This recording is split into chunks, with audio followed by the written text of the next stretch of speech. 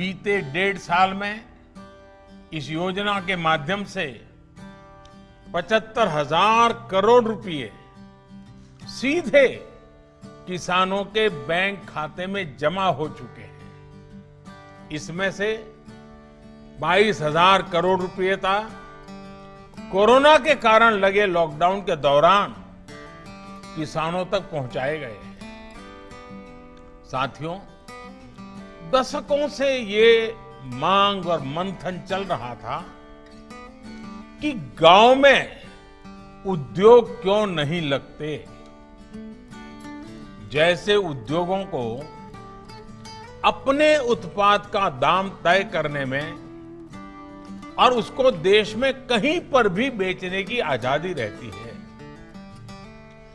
वैसी सुविधा किसानों को क्यों नहीं मिलती। ये अन्याय किसानों के साथ क्यों हो रहा है। अब ऐसा तो नहीं होता कि अगर साबुन का उद्योग किसी शहर में लगा है तो उसकी बिक्री सिर्फ उसी शहर में होगी।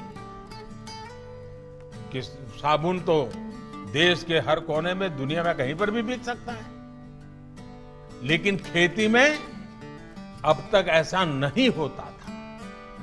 जहां अनाज पैदा होता है तो किसान को स्थानीय मंडी में जाकर के ही उसको बेचना पड़ता था।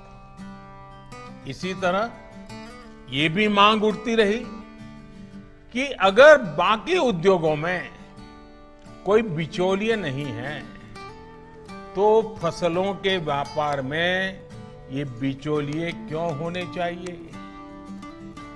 अगर उद्योगों के विकास के लिए इंफ्रास्ट्रक्चर तैयार होता है तो वैसा ही आधुनिक इंफ्रास्ट्रक्चर कृषि के लिए भी मिलना चाहिए।